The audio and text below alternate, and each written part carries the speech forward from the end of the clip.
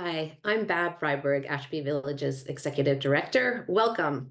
We're thrilled you're joining us for our series on navigating today's healthcare system, presented by Ashby Village's Healthy Aging and Elder Action Groups.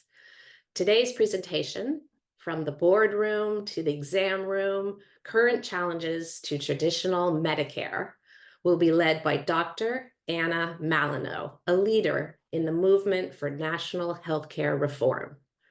For those of you who don't know Ashby Village, we are a vibrant community of older adults and volunteers of all backgrounds, transforming how we age. We make it possible for older adults to age at home, with self-determination, with community and purpose. If you aren't already, come join us as a volunteer, a member, or both. Ashby Village presents our high-quality programming free of charge, so it's accessible to everyone. If you're able to support our ability to do so, there is a link in the chat for donations. Thank you. Before I turn it over to Roberta Pressman, who will introduce Dr. Malinow, I want to thank Roberta for envisioning and shepherding, along with many volunteers on Elder Action, this series investigating the challenges to optimal healthcare for older adults. Roberta is an Ashby Village member and a steadfast leader of our Healthy Aging and Elder Action work. Okay, Roberta, over to you. Good morning, everyone, and welcome to our third presentation of Navigating Today's Healthcare. I want you all to know that we're working on the materials that we promised you from the two earlier presentations, and you will soon get more information on how to access them. In the meantime, for those of you who missed either presentation, they're now available to view on the Ashby Village YouTube channel. These presentations, as you may have noticed, are being co-sponsored by Elder Action, along with the Health and Wellness team at Ashby Village. And today, I want you all to meet and hear from Julie Freestone, who's been the steward of Elder Action, as well as serving on the communications team and on the Ashby Village board. While our health and wellness study groups identified the challenges facing older adults in obtaining optimal health care, it was really only with the collaboration and support of Elder Action that we were able to take actions to improve our health care. Now, as Julie steps back from her role of leadership on this team, Elder Action is facing a crisis, and I wanted to take this opportunity for you to meet her, but also hear from her what it is we need to save Elder Action. Julie. Well, thank you, Roberta and Bab. So Elder Action is co-sponsoring this, but I have to say Roberta and her Healthy Aging group did most of the work. In fact, all of it. Elder Action is based, it's an interest group of Ashby Village, and it's based on the principle of advocacy and collaborating with other organizations. And we have a whole range of organizations that we collaborate on issues such as climate action, voting rights, police reform, gun violence, long-term services and support, caregivers' rights, and nursing home reform. And it was created so that people who are interested in action, social justice and action have a way to be involved, even though we can't march on picket lines or chain ourselves to railroad tracks or whatever other things we used to do back in the day. But we are very active, and we've had input into all kinds of legislation. It's not unusual for Elder Action members to get bulletins saying, call the governor, call your senator. And we have had, with our collaborating organizations, a major impact on some changes. So we are facing a crisis, as many other nonprofits and organizations are. It's a leadership crisis. And I am stepping back because I have other things that I need to work on. And we are looking for a team, one person, a team, or whatever, to take over coordinating. There's a steering committee that will help. And it's a very stable group of about 135 people on a mailing list. About 30 people come to our meetings. We have, many of you know, we have very dynamic speakers, as you'll see from today's presentation. So I'm going to put my contact information into the chat. I'd be happy to talk to you more about what Elder Action does and what we're looking for. And I'm sad to say that, I would say that it's on life support right now. And, it's going to be in hospice. And then if we don't find a leader, it's going to sunset. So please, stretch your imagination. If you know somebody that you think could lead the group, it's not a major challenge. We will all help. And so contact me, and meanwhile, enjoy today's very, very important program. So I'm going to turn this back now to Roberta so she can introduce our speaker. Thank you. Today's presentation couldn't have come at a better time. From October through early December is Medicare's open enrollment time, the one time of the year when you can switch your Medicare plan, should you choose to do so. You may have already been bombarded with TV ads and mailings to your home about the terrific benefits and lower costs of Medicare Advantage plans. Yet at the same time, there are numerous reports of cases of fraud against some of these plans and misleading claims about their benefits.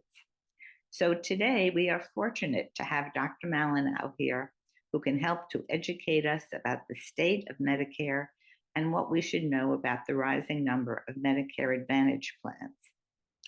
Dr. Malinow was born in Argentina. She completed her medical degree at Case Western Reserve and obtained a master's degree in healthcare policy and management from Carnegie Mellon. Dr. Malinow spent 3 decades working as a pediatrician with immigrant, refugee, and underserved children in Ohio, Texas, Pennsylvania, and California, before retiring as clinical professor of pediatrics from the University of California School of Medicine in San Francisco. She is past president of Physicians for a National Healthcare Program and has been featured on national and international television and radio on healthcare reform and stealth privatization of traditional Medicare. She's currently a lead organizer for National Single Payer and the movement to end privatization of Medicare. Dr. Malinow, welcome. Thank you. Let me share my screen.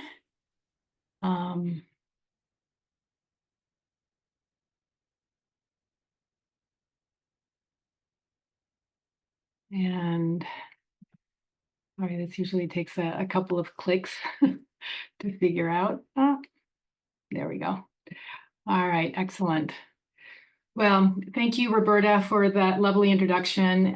Julie, Jessica, Bab, Sigrid, and the Healthy Aging and Elder Action Committee of Ashby Village and the Health and Wellness team for inviting me to speak about From the Boardroom to the Exam Room, the privatization of Medicare.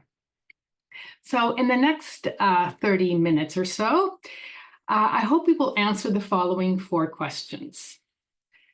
What is the difference between traditional Medicare and Medicare Advantage? Is Medicare being privatized for profit? What is the value of the California Office of Healthcare Affordability? And if you're interested, how you can protect California's health from being sold to Wall Street. And then there's one final question, and that is, why should we care? Now, I believe we care because if Medicare is under threat, so is the dream of single-payer Medicare for all. Because, as we will see, the Medicare Trust Fund is being plundered. Wall Street is making billions off our payroll deductions. And finally, Medicare might not be there for us, for our grandchildren, or our grandchildren. So we probably all know that the term Achilles heel refers to a vulnerability or a weakness.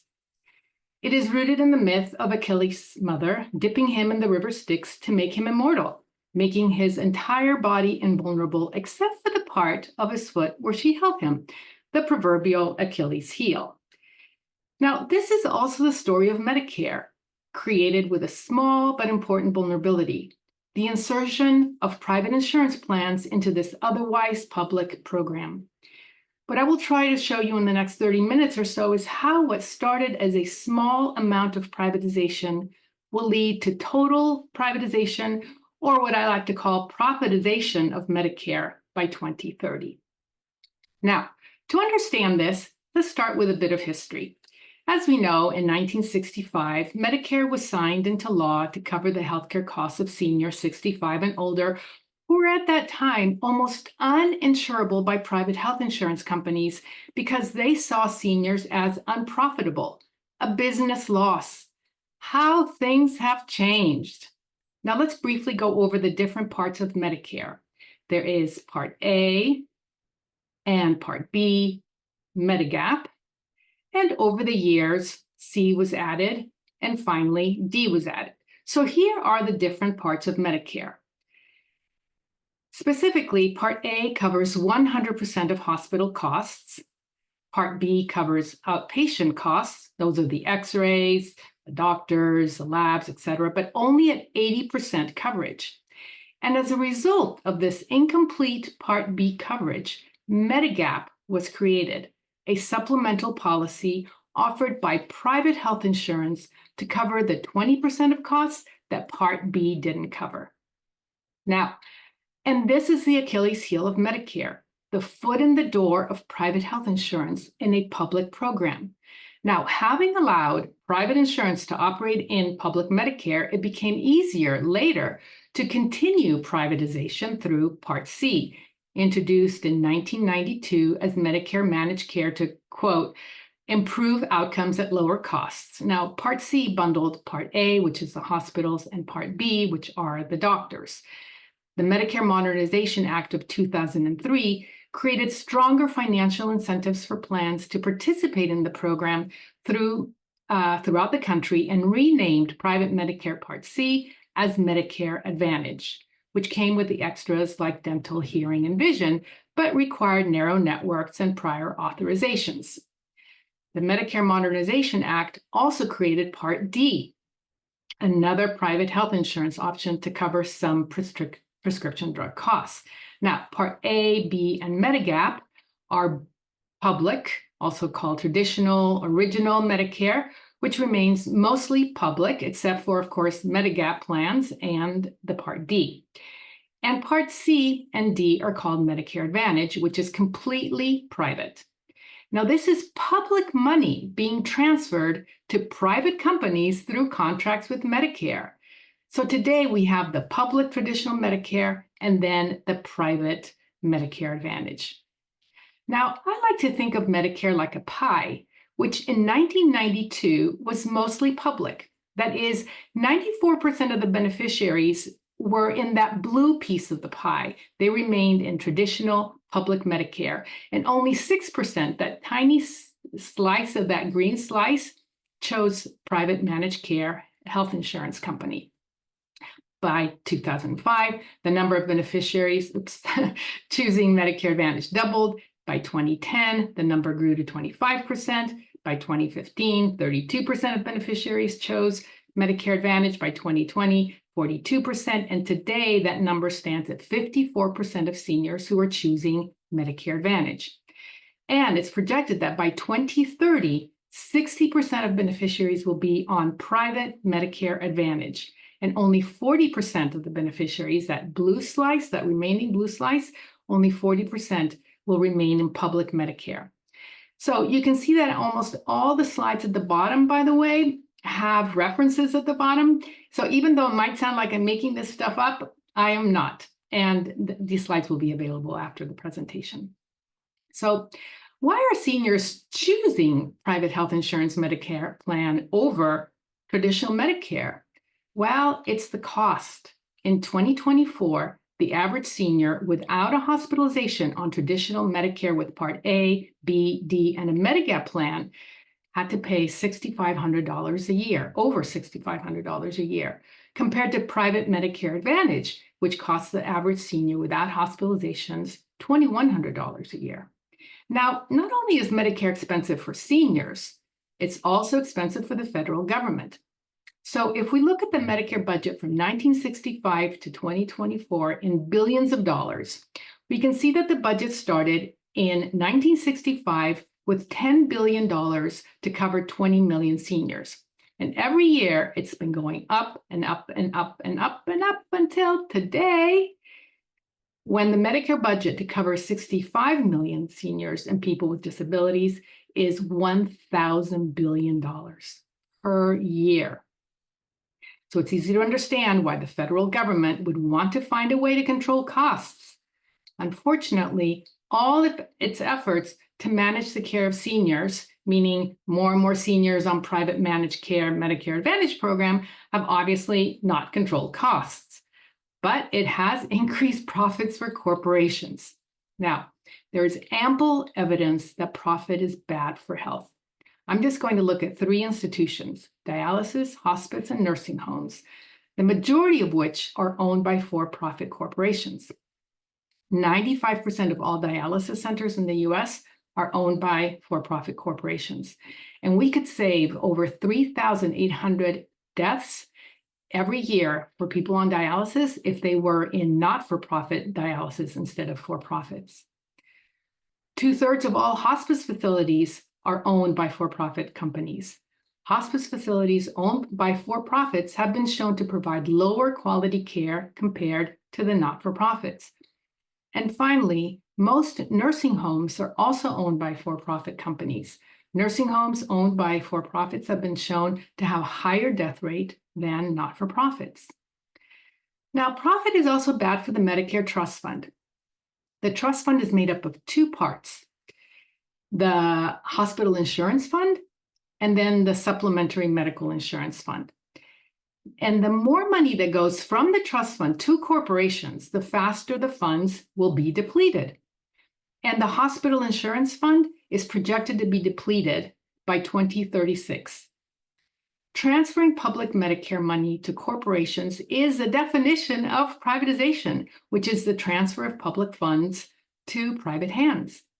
Now, another way of thinking about privatization is profitization, corporations extracting profit from our labor. But profit is good for business.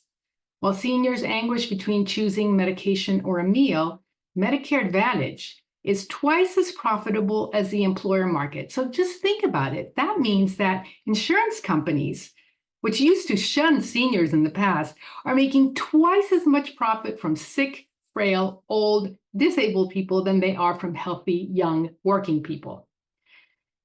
And in 2007, before the Medicare Advantage explosion, remember that those pies I was showing you, United Health Group, the country's largest insurer, had annual revenues of $75 billion. But by 2022, their annual revenues jumped to $325 billion. Certainly not all from Medicare, but Medicare has been called a cash cow by insurance executives. Now, managed care, instead of controlling costs, has allowed corporations to make billions off of Medicare for decades. Congress knows this. The Center for Medicare and Medicaid Services, CMS, tasked with protecting Medicare, knows this. But how are corporations profiting from Medicare? Well, they do this in several ways. 1, they select the healthiest seniors possible into their plans and get rid of the sickest ones, because they know that they can keep as profit what they don't spend on care. This is known as cherry picking the healthy patients and lemon dropping the sick ones.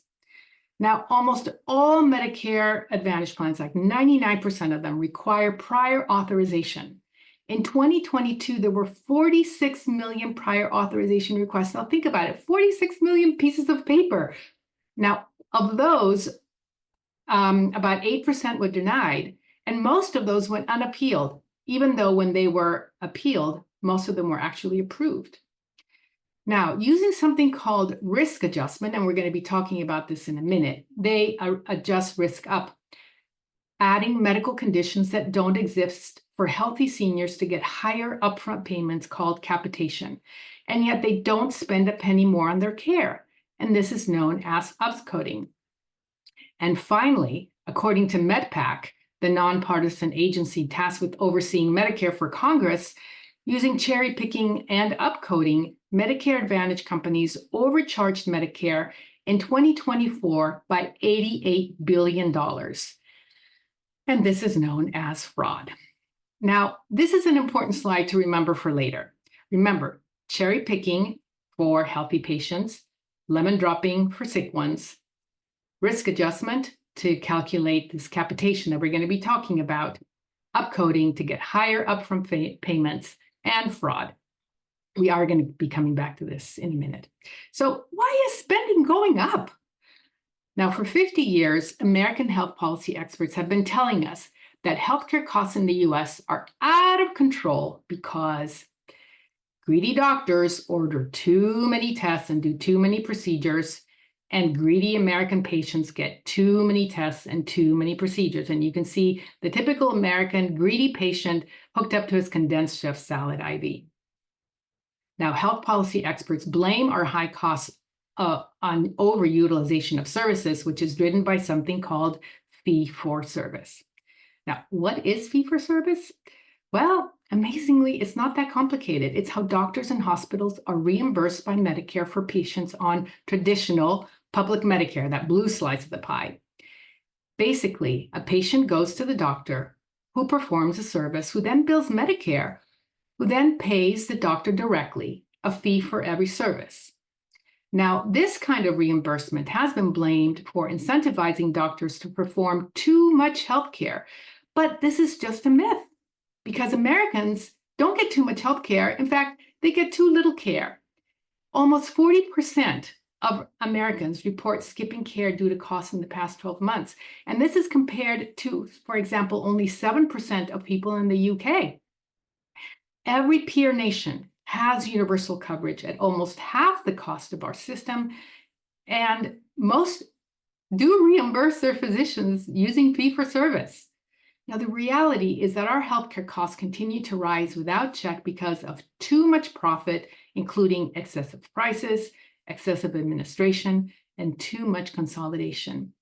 These, and not fee-for-service, are to blame. So, if you have the wrong diagnosis that the costs in Medicare are skyrocketing because of utilization of services driven by fee-for-service, you will almost always get the wrong prescription. Now, to control costs used by overutilization, caused by overutilization, so-called, CMS insists on replacing, that fee-for-service, which is supposed to drive phantom overutilization, with something called capitation. These are upfront payments for each beneficiary, which are calculated using something called risk adjustment. And risk adjustment is actually not all that complicated. It's higher payments for sicker patients and lower payments for healthier patients. And managed care, where Medicare now pays a profit-seeking middleman an upfront payment to manage the medical care of the beneficiary, and then pays the provider. And the middleman gets to keep whatever is left over that is not spent on care. This arrangement is supposed to incentivize this profit-seeking middleman to manage care, reduce overuse, and control costs. Now, the middleman in the case of Medicare is the Medicare Advantage plan, in that green slice of the pie, who keeps a percentage of the leftovers. Okay, so this is Medicare Advantage. Now, up until now, we've been looking at the private Medicare Advantage slice of the pie, which takes up about half of the pie. But what about the other piece of the pie, that blue piece, the public traditional Medicare, where the other half of the Medicare beneficiaries get their benefits? Really, why leave $500 billion on the table? And this is what the industry is targeting next. Privatization is not reserved just for private Medicare Advantage piece, as we will see. Now, how is Wall Street targeting public traditional Medicare, that's the blue slice of the pie, for profit? through another payment mechanism created under the Affordable Care Act that targets seniors on traditional Medicare. So for beneficiaries on traditional Medicare, instead of Medicare paying the provider directly through fee-for-service, Medicare now does something called value-based payment, pays a profit-seeking middleman a spending target to manage the care of seniors and people with disabilities, who then pays the provider. Now, this new middleman is called an accountable care organization that, instead of keeping the leftovers, shares the leftovers with Medicare. And this is called value-based care. And if this sounds an awful lot like Medicare Advantage, that, that green slice of the pie, that's because it is. A profit-seeking middleman, a spending target instead of capitation, which is basically the same thing, and pocketing what they don't spend on care. But with one major difference: while seniors choose Medicare Advantage, seniors on traditional Medicare, the ones that pay extra so they don't have to go to the narrow networks or get prior authorizations, are assigned to an ACO without their knowledge or consent by Medicare, by CMS, through their primary care providers. I know this is a lot to take in. All value-based payment do three things. They all insert that profit-seeking middleman between Medicare and the provider to manage care. Remember, there was no middleman in traditional Medicare. They all shift financial risk of taking care of the patient onto the provider. So instead of the insurance company, it's now putting the doctors on the hook to produce a savings. And they all set up spending targets, payments for every beneficiary, very similar to capitation, and the ACO gets to share what they don't spend on medical care with Medicare. So how do these shared savings work? Let's take an example. Say Medicare gives value-based company Good Profit $12,000 to take care of Mr. Smith this year. If the Good Profit doctor only spends $300 for a well visit on Mr. Smith this year, Good Profit and the doctor save $11,700 and get to keep a certain percentage of that amount as profit. If, however, the Good Profit doctor spends $36,000 on Mr. Smith because he gets sick, Good Profit and the doctor owe Medicare $24,000. And how much they owe depends on the financial arrangement with Medicare. So value-based payment undermines the relationship between the doctor and the patient, making the patient ask, whose best interest does my ACO doctor have now, mine or the ACO's?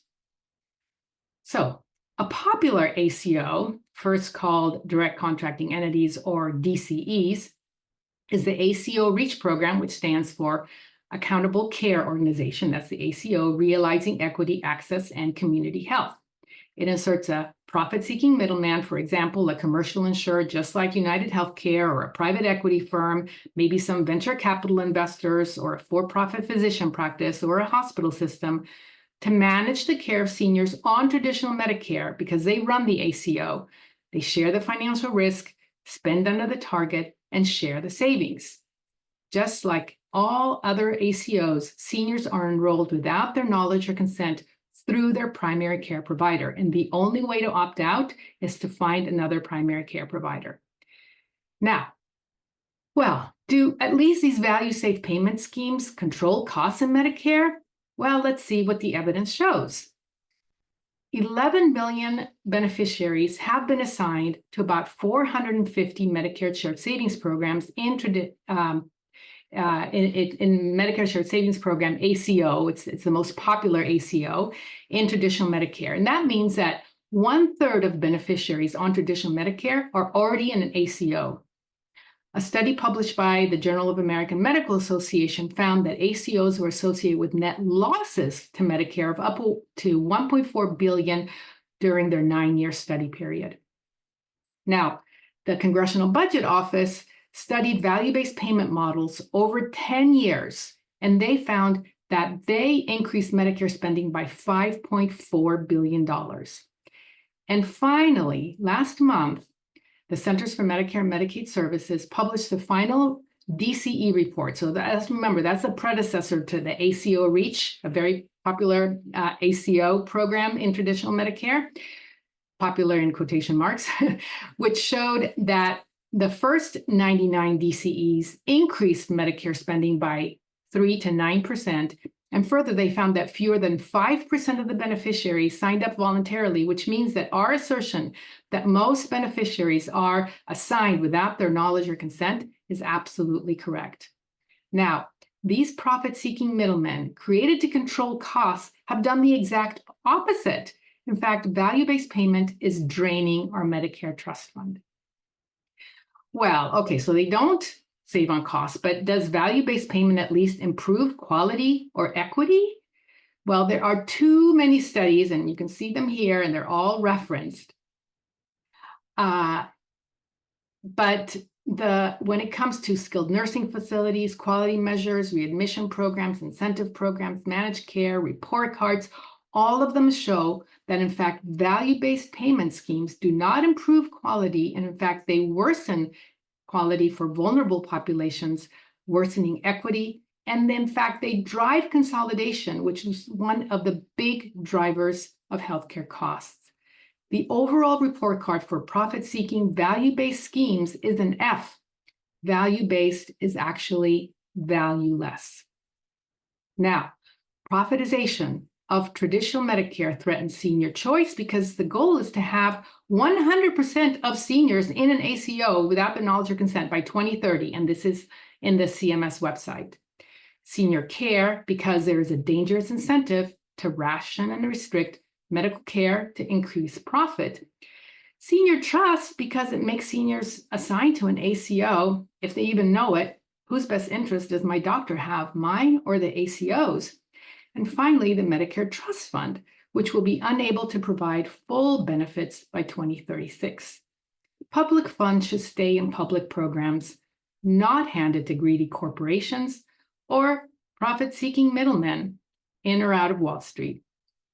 Now, to go back to our Medicare pie, the privatization of Medicare, either through Medicare Advantage, remember 60% of seniors by 2030, or profit-seeking ACOs, will mean for-profit Medicare for all by 2030. Now, what is happening right here at home in California? Well, in California, thousands of activists worked together last year to pass Assembly Joint Resolution 4, which made California the first and only state to go on record opposing ACO reach and corporate profiteering in Medicare. Activism works. But in 2022, the legislature passed Senate Bill 184, which created the Office of Healthcare Affordability, also known as OCA, to slow healthcare spending growth. Now, that's good. We want to slow health spending. But to do this, this office was given 3 strategies. One, to establish a cost target. And by 2029, healthcare costs for over 700 healthcare entities in California will not be able to grow by more than 3% per year, or they will face a fine. Okay, that sounds good, but let's read the fine print. The second strategy is to promote value-based payment models, what they call alternative payment, that will cover anywhere from 60 to 95% of all the people in California. And finally, to assess market consolidation. I mean, it's a good thing, but they're not necessarily they don't have the authority to do anything other than assess it. We know the consolidation, market consolidation, is a bad thing because it costs healthcare costs to go up, which are actually driven by value-based payment. Now, just so that we are clear that what this Office of Healthcare Affordability has in mind when it talks about promoting alternative payment models, I will read from the implementation guidance, I'm sorry that I have to read this, but which was adopted in June, and that says, design core model components to align with models already widely adopted in California. And examples include the Medicare Shared Savings Program, that's the flagship ACO program in traditional Medicare that has 11 million beneficiaries in it already, and the Realizing Equity, Access, and Community Reach program. So we know what they're talking about. Now, slowing health spending is a great idea, but not if it results in more harm than good. Typically, sick, poor, and vulnerable populations have higher health spending. We know this. And if the Office of Healthcare Affordability finds entities that go above that cap, which entities will want to take care of the sick, the poor, and the vulnerable in California? Populations guaranteed to spend more. So here is our letter to the new Health and Human Services Secretary, Kim Johnson. We are concerned about rising healthcare costs in California too, but imposing a spending cap on over 700 healthcare entities in California will probably incentivize entities to take care of healthy individuals.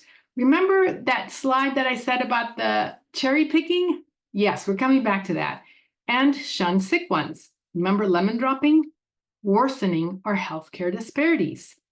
Please consider running a pilot test using data from the California All-Payer Claims Database from 2018 and 2019.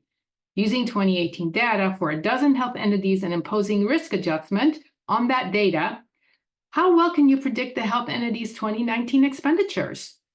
If you cannot accurately predict 2019 expenditures, how can you possibly impose a spending cap on those entities?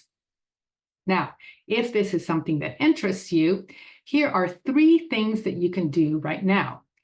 You can take out your smartphone, and only do this if you want to, but you can scan this QR code and ask your organization to sign our letter urging Secretary Johnson to run a test first. Or you can scan this QR code and ask your own state legislator to urge Secretary Johnson to run a test first. Or simply you can call the Office of Healthcare Affordability and ask, why are you promoting value-based payment, which has been proven to increase costs and worsen health equities? Tell them, spending targets don't lower profits, just equity and care. Run a pilot test first. Okay, so as you know, these slides will be available. If you haven't had a chance to scan them yet, don't worry about it. These will be available, and there are links there as well for you. So I want to thank you very much for your time, and I'm more than happy to answer questions, and I will stop sharing my screen now.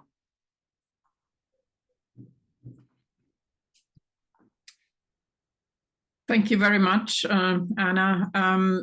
So far, I only have a couple of questions for you, but I'm sure there will be more coming in now. The first question was, how does Kaiser fit in this for-profit ACO system? This is an excellent question because I know that probably many people in Northern California are on Kaiser. It is the most popular Medicare Advantage plan. Kaiser is seen by the Office of Healthcare Affordability as the gold standard for what they call population health. So they see this, it is a capitated system.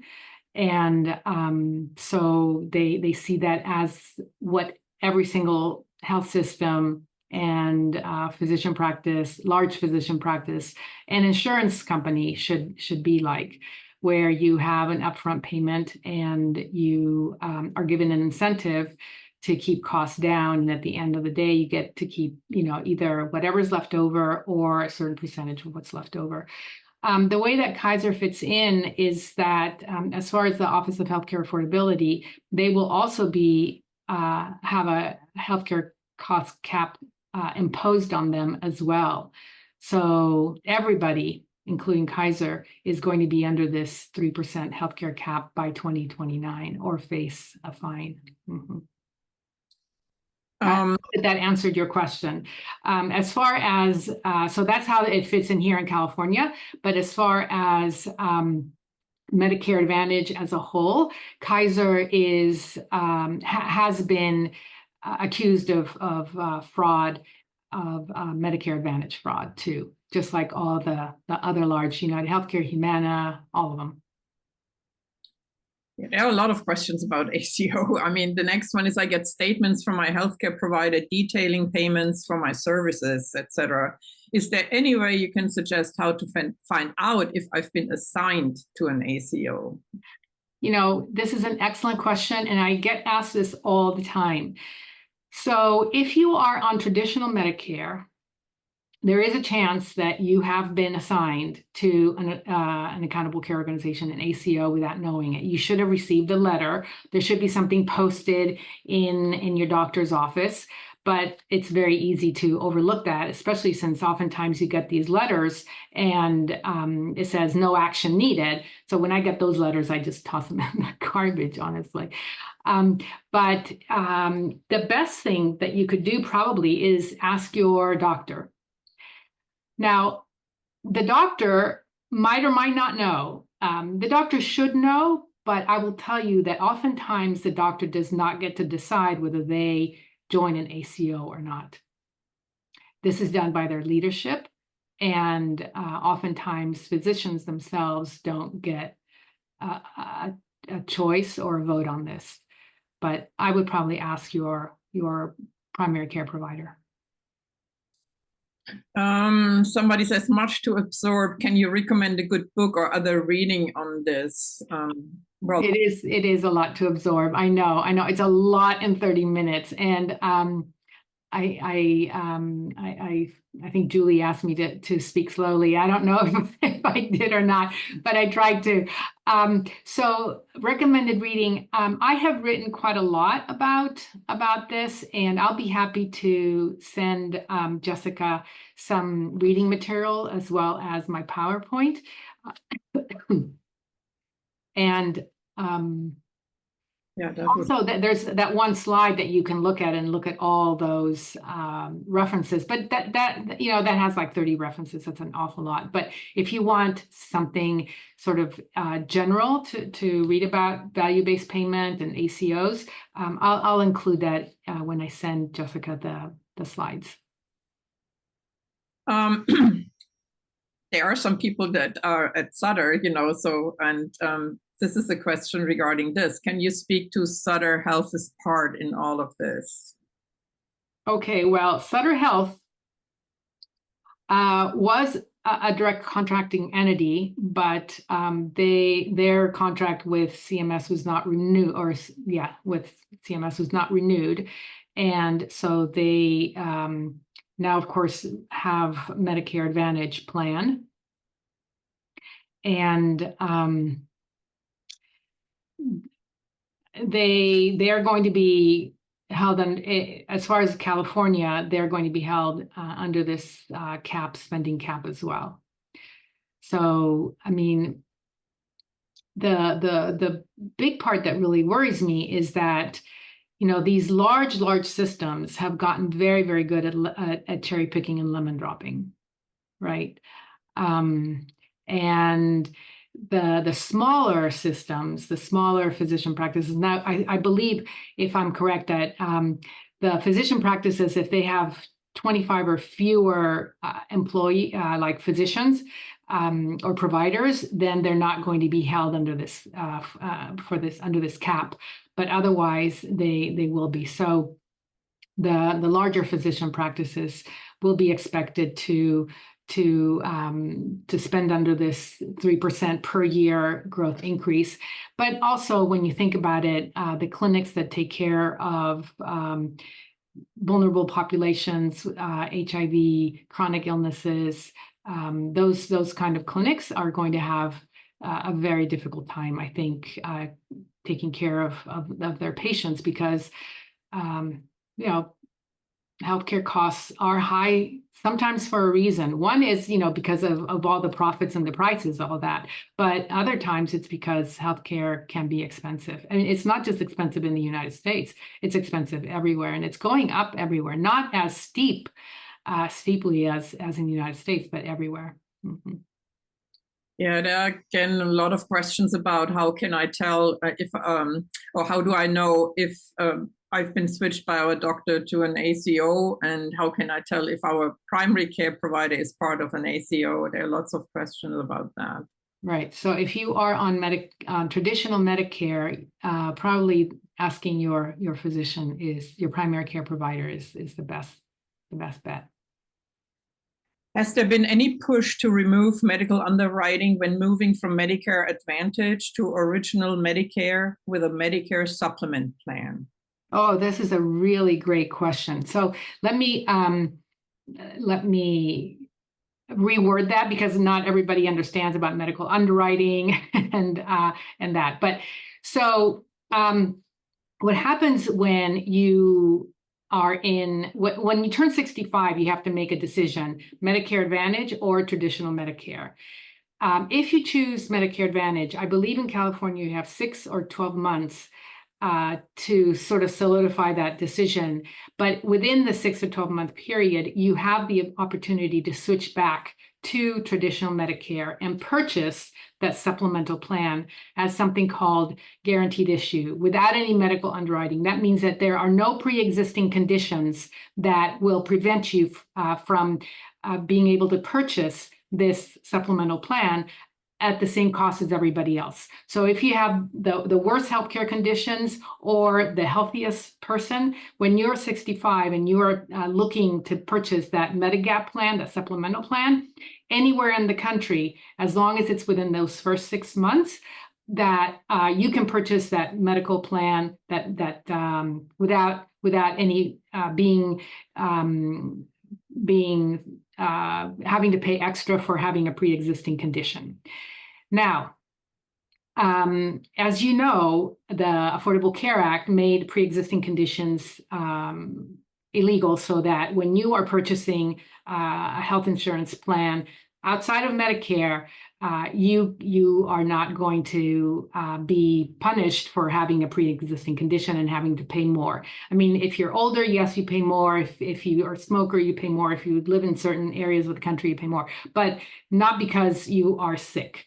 So that's the beauty of the Affordable Care Act, and the beauty of signing up for this Medigap supplemental plan in the first 6 months when you choose to stay on traditional Medicare. Now, once you choose Medicare Advantage and you are there for longer than 6 to 12 months, I think it depends maybe on the state, I'm not 100% sure, then you're locked in to Medicare Advantage. You can always switch back to traditional Medicare, but when it's time for you to purchase that supplemental plan to pay for that 20% that Medicare Part B doesn't cover, and most people that have traditional Medicare do purchase a plan. Either they purchase it themselves, or their employer purchases, or their union, or if they're dual eligible, Medicaid will. But once you are outside of that enrollment period, then when you purchase that Medigap plan, you purchase it at with medical underwriting. That means that if you have a pre-existing condition, you have to pay for that pre-existing condition. And oftentimes some states don't even offer plans, and when they do, they're very, very, very expensive, so that it makes it very difficult for seniors, particularly on a fixed income, to be able to afford that Medigap plan if they have to pay for pre-existing conditions. I hope I answered that question, but that's a really, really good question. And actually, there was a bill in the California legislature this particular last session that unfortunately never made it out of committee, that would have forbidden that medical underwriting for these Medigap plans in California, but unfortunately it didn't go very far. There was a quick question about if the primary care physician actually dictates the ACO membership, or if it's the practice that they work for example, Sutter Health. No, unfortunately, as I mentioned, most physicians do not have a voice in this. It's usually their leadership. Now, if you have a large physician practice that is run by physicians, then yes, those physicians would be making that choice. But otherwise, if they're working for a large health system, unlikely. If the penalty for spending more on a patient is shared by the physician and the insurance company, will patients who need costly services get dropped by the physician and the insurance company? Well, that's the fear. That's the fear that, yes. So, I mean, it's difficult to say that they're going to be dropped. What ends up happening is, just like with Medicare Advantage, is that they have these narrow networks and they have narrow formularies. So people self-select out of these plans. If you have, say, diabetes, and you have, not very well controlled diabetes, and you need to see an endocrinologist, once or maybe not once a month, but every other month, something like that, 6 times a year, you're not going to select a Medicare Advantage plan that only has in their network one endocrinologist, right? Because you know that it's going to be impossible. So you're going to self-select either a plan that has a lot of endocrinologists, which most of them are not going to, or in traditional Medicare. So that's what happens. And in the last year of life, the Government Accountability Office has looked into this, and Medicare Advantage patients in their last year of life drop out of Medicare Advantage at twice the rate as people not during their last year of life, and drop out into traditional Medicare because of the fact that Medicare Advantage becomes too expensive for them, and it's less expensive to be in traditional Medicare at that point. Yeah, so it's a lot of self-selection. And then the other thing that has been documented is that not only are patients being dropped, but so are doctors. So are doctors if they take care of high needs patients. It seems in the last few years it has become difficult to make timely primary care and specialist appointments. Long waits for appointments that were previously much easier. My primary care practice, which used to be a kind of concierge practice, Medicare patients paid a modest additional sum per month, has become a brown and tolerant practice. What actually forced these small practices to convert? That's another really, really excellent question. And it all comes to, this concept of consolidation in the United States of healthcare is a huge, huge problem. And it's a huge driver of cost. But why are these smaller practices consolidating?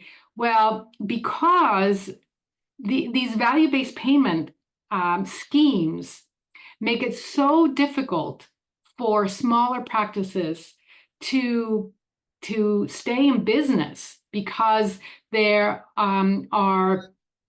it's a complicated thing to get these capitated payments, and then to fill out all of these forms for every single patient, and then to have the quality metrics that you have to have. I mean, we didn't even talk about the quality metrics and the value and the performance measures and all of that, but it makes it very, very difficult for these doctors to stay in business. And so what happens is that, and there was a study that was just published in New England Journal of Medicine that showed that consolidation is driven by these value-based payment schemes that smaller practices just cannot keep up. And what they do is they end up joining larger practices so that the doctors can continue to practice medicine, and then somebody else takes care of the business of practicing medicine. And unfortunately, it always comes with a lot of strings attached for the physicians. Does the drug plan coverage fall with the same spending cap system? So Part D is a complicated affair.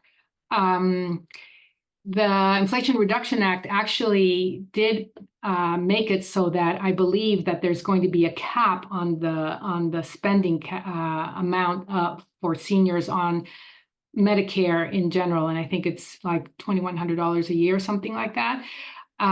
Before, there was this complicated donut where you paid a certain amount up to a certain threshold, and then inside of that donut hole, you were responsible for it all, and then above that, you weren't responsible. At any rate, I think that it has gotten better, but Medicare Part D is still very, very complicated. It's still very expensive, despite the fact that about 10 drugs are now being negotiated.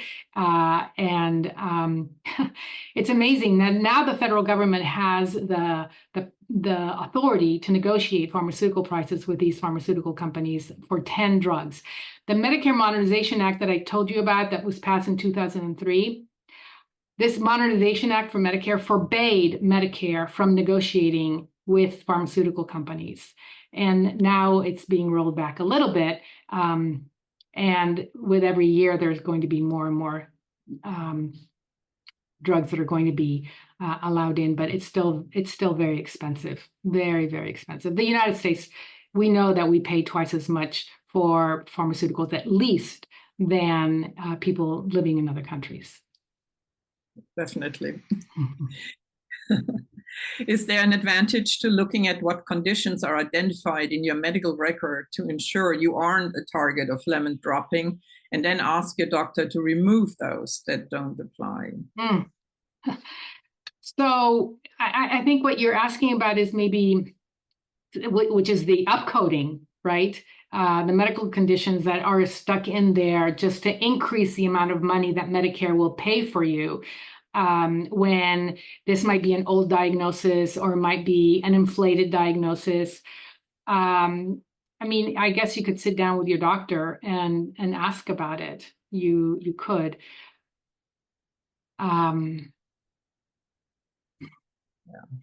Yeah. Are there rules that govern the criterion for rejecting a patient because they are too sick? Well, in Medicare, no, there aren't rules. No, there, when you turn 65, that's your right to have healthcare covered by, if you've paid into Social Security for 10 years, you have the right to qualify for Medicare, and you get your Part A, and then you sign up.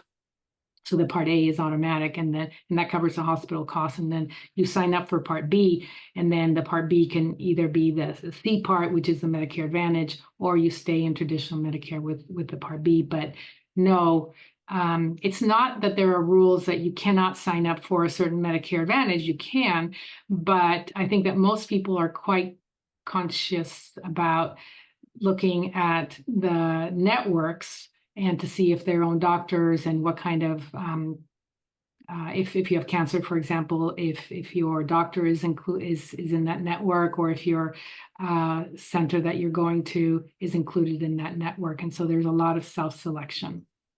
And then just to go back to the other question, I don't mean to perseverate, but when I said, yes, ask your doctor about it. But as you know, most patients only get about 15 to 20 minutes with their doctors these days anyway. So do you really want to spend, a big chunk of it on that? I don't know. It's not easy. Yeah, that actually leads us into that next question. I have no idea what plan I have. Can you recommend a consultant or consultants to review plans and documents? I mean, it goes a little bit into that, also. Yes. What I would recommend is the state has something called SHIP counselors, the state health insurance plans. And that's something else that I can send to Jessica. And every state has to have nonpartisan counselors for people on Medicare, whether you're starting Medicare or whether you're already on Medicare, and they must give you unbiased information, and they do. They're really, really great. And it's called the State Health Insurance Plan Counselor, something like that. And there's a 1-800 number that you can call, and you can get unbiased information from them, much more so than you would from a broker, unfortunately, because brokers, of course, have financial incentives to sign you up, especially on Medicare Advantage. Oh, HICAP. Thank you, Andra. It's the health insurance. It stands for something. Health insurance counselors, but HICAP. That's exactly right. Thank you. So, another question for this concerns Kaiser. A provider built the plan $4,500 cost amount, the plan approved. Total cost $354. Why the huge discrepancy from $4,500 to $354? Can you explain what is happening? So, so oftentimes you don't really get the real cost. So I'm wondering how that person was able to find that the total cost was $354. You typically do not get that in your bill. And then how they calculate $4,500 from $354 is, yeah, it's a magic formula that nobody knows what goes into that. Yeah, oftentimes there's no rhyme or reason for how you get from true cost to what is being billed. And if that's your question. Yeah. That's what you say about switching after 6 to 12 months and then wanting a meaty gap plan, but having to then have underwriters. Does that apply to those who would love Kaiser with their senior advantage to go to another plan? Yes. Yes, yes. It's not an easy decision. I'm not here at all to tell people you need to leave Medicare Advantage, you need to get on traditional. That is not my purpose at all. In fact, it's very, very difficult to make that switch. And that's because the system is rigged that way. It really is. It's rigged in favor of Medicare Advantage plans so that people are basically locked into Medicare Advantage. They're not locked into a plan per se. They can switch from one plan to another plan as long as it's Medicare Advantage. But it makes it very, very difficult to switch back to traditional Medicare if you want to purchase that Medigap plan. And most people do feel that they need to do that. Otherwise, they are liable for those extra costs, which can be significant. So it's not an easy decision. And most people, when they make that decision, when they turn 65, make it based on their healthcare needs and on their income. And there's no judging. There's no judging at all. I think that we just have a system that is set up that is unfair. And what we need is an expanded and improved not-for-profit Medicare for all, so that we don't have to wait until you're 65 to make that decision whether you're going to be on traditional Medicare or Medicare Advantage. It's something that you should have from cradle to grave. And that would take care of all of this, the ACOs, the profit seekers, the middlemen, the private equity, but it needs to be a not-for-profit system. Yeah, a question that kind of was already asked in a way, but I'm asking it anyway. I was stunned by the slide that indicated traditional Medicare costs the patient 3 times or so more than Medicare Advantage. Could you explain why that is? I'm under traditional Medicare A and B. So the reason why it costs 3 times more is because Medicare Advantage is so subsidized and overpaid by the federal government. They're overpaid by at least $88 billion in 1 year. So that allows the Medicare Advantage plans to have low-cost premiums or sometimes even no-cost premiums, to add a little dental, vision, and hearing, because they get subsidized for that as well. They get paid extra. I mean, the plans get paid extra by the federal government to provide those. And that's why it's not that traditional Medicare, well, traditional Medicare is expensive and it shouldn't be that for sure. But the reason that Medicare Advantage is so inexpensive, at least at the beginning, if you're healthy, right? Because if you're not healthy, then it becomes, the prior authorizations and the paying out of pocket and the out of network and all of that. But it's less expensive because the federal government is so heavily overpaying them.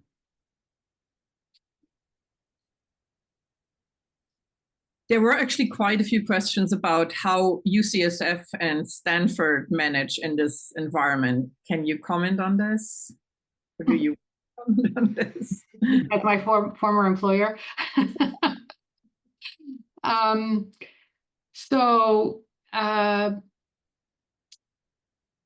Yeah, I honestly, I can't say. I know that I'm not sure if Stanford has an ACO. I don't know. I don't know enough about Stanford. I know that UCSF, I don't believe has an ACO. I know that when I was there, I retired 2.5 years ago. We did not have an ACO, but I think that the financial burden and is felt by all of these health systems. It's felt by all of them. I'll probably leave it at that. Some medical providers in Medicare Advantage are unbundling their charges, a facility fee and also the doctor visit. How is that being addressed?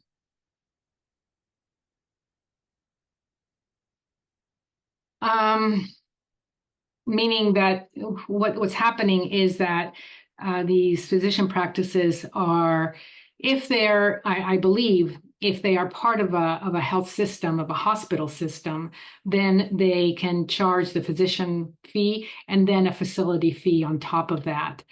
It adds more cost. It adds more cost. It shouldn't be there. We really need, I believe, a national single payer healthcare system free from profit, so that we don't have these things. And physicians negotiate a fee schedule, and that's what they get paid.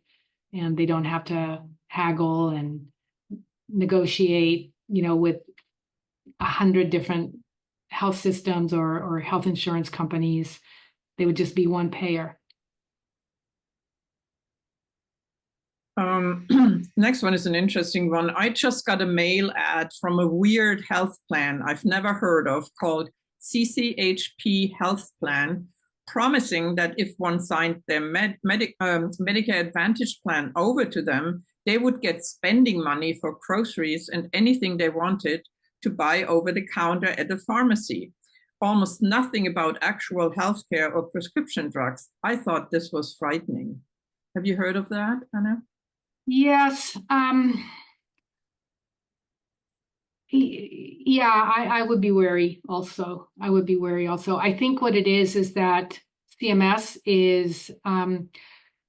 does have, or some Medicare Advantage plans do have it's sort of a new program, you're right, and they are getting the ability to offer meals and other more social needs that Medicare will pay for. But you're absolutely right. You have to look at that fine print. They might give you a meal, but they might not have, the doctor that you need, or a primary care doctor that you like, or the prescription drugs that you need. So yeah, a meal is important, but you have to be really, really careful when you sign up for that. I agree 100%. Yeah, I think, Anna, we have come to the end of our questions.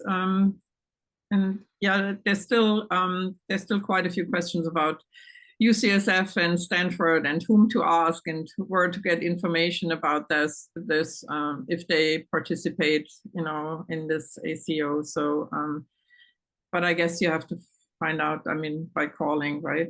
Calling their offices about this.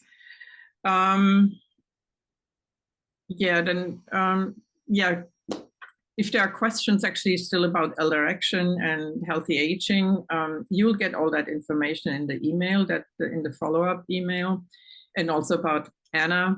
Thank you so very much. And also thank you for offering your slides. That will be very helpful because it was a lot of information, I'm sure, for most to digest. And there will also be a recording of this program. I want to mention that as well.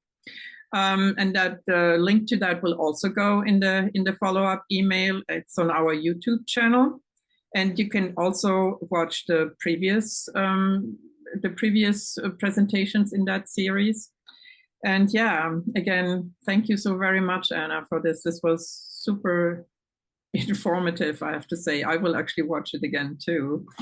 And I just want to tell everybody thank you for joining us today. And I want to tell you that our next part 4 of this healthy aging series entitled Healthcare Portals and Telehealth Essential Technology to Assist You in Managing Your Healthcare will take place on Tuesday, October 29th from 10 to 11:30, same time.